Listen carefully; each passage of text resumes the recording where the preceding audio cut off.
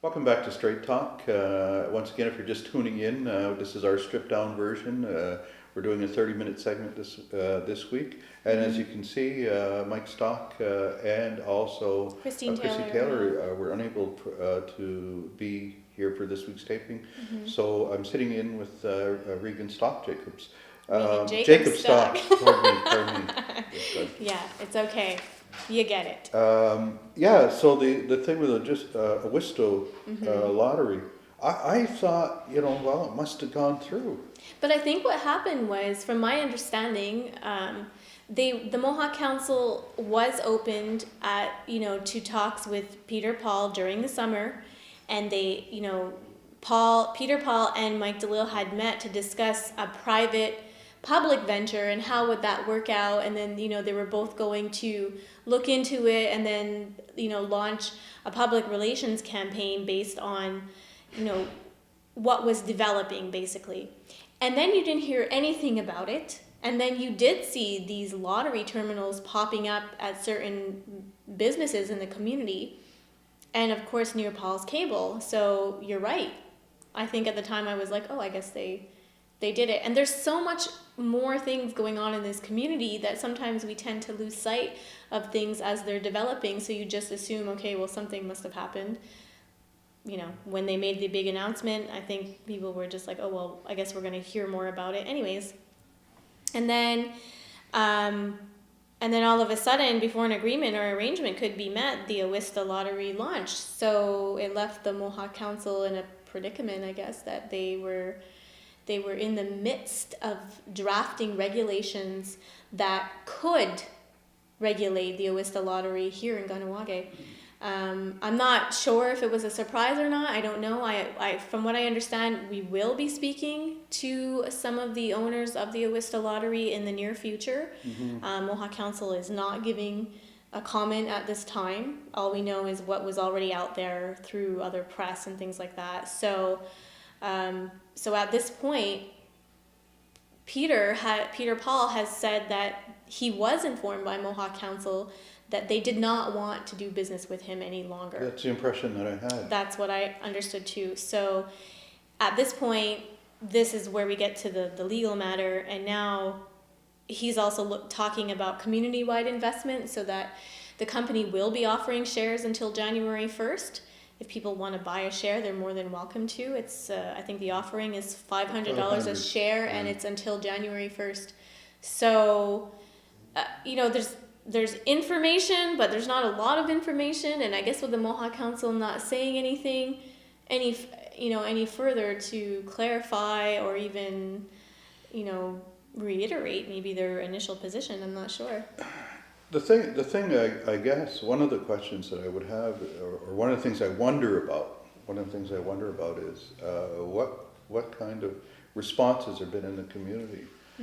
Because that's certainly a question that will be asked, and likely we're going to ask that as a poll question. Yeah, that's going to be our poll question this week. Is what does the community feel about this? Because when I look at it, and I don't have a position per se in terms of, well, I'm against so and so doing this or so and so doing that per se, but I still wonder. It's like what will be the response of the community to say, well, why would they get behind this particular venture in something like a legal action against the Mohawk Council? Why would they, or why wouldn't they? Why wouldn't they? Yeah. Those are questions that come up, and the other questions is where is this all in the whole scheme of things in relation to things like this whole casino process? Is that a reason? And those are questions we ought to be asking. Right, and I think when any private venture is using the jurisdiction of the community, that's not the word I'm looking for, not using, but is allowed to operate based on the jurisdiction of the community and based on some of the laws, if you will, that we have existing here or that need to be developed. what part or what are they responsible in terms of in giving out appropriate information to the community about their business venture? Because I think the gaming industry here in the community has gotten so large at this point, and there's so many different venues that are happening and more outlets, if you will, developing. What kind of consultations are we doing with the community so that people are aware of what's going on and that they have all the facts? So I'm not talking just specifically to the Awista lottery. We're talking in general about gaming, because you do see it developing, and now this whole casino issue is rolling. So now we're dealing with all of these things at once, and I think there needs to be something that where people can address all of their concerns. Well, one of the ways, Reagan, that people will address their concerns is well, okay, you have right now, the council is heavily involved in this whole process of a land-based casino gaming facility, right?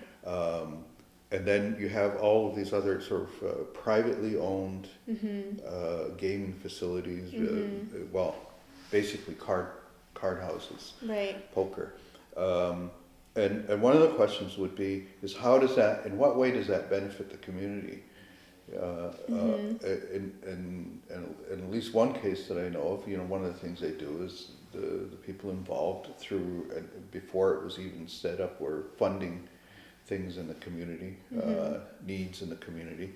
But that's always there. It's always there. I mean, it's there with tobacco, and we will talk a little bit about tobacco later. But what is the community's interest in this? If you look at it and say, well, why would we just support a private venture that only will benefit private individuals? And I think that's probably, Peter Paul and those guys kind of had a recognition of that in terms of being willing to sit down with council and look at something that would have, the community be a beneficiary. Right, and sell shares to their company. Yeah. So I think they kind of caught on to that, but I guess we're going to see where this goes, and if you'd like to weigh in and send your questions, your comments, you can always call our newsline at 450-632-6397, 632-6397, and leave your comments anonymously, that's fine, or send us an email at mohawktv@hotmail.com. And we'd like to hear what you think about this issue, and I think we're also going to have a poll on this issue later on in the show. Yeah. And just to note too, because you alluded to it earlier, is that in fact Peter Paul and Associates have engaged somebody to deal with public communication. Yes, that's correct. From what I understand, Warren Lahash has been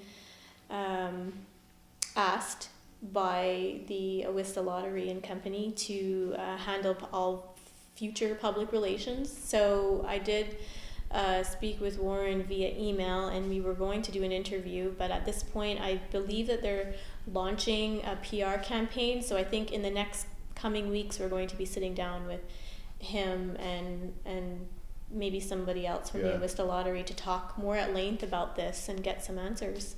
One of the things, the questions that I guess will come out in this, and one of the things that I had hoped if we were able to talk to a representative today, is what court is this going to, if it comes to that, in what court will such a case be heard? When the outside jurisdictions don't recognize Kahnawake right to regulate gaming, so that that's it has some bearing, I think. Yeah.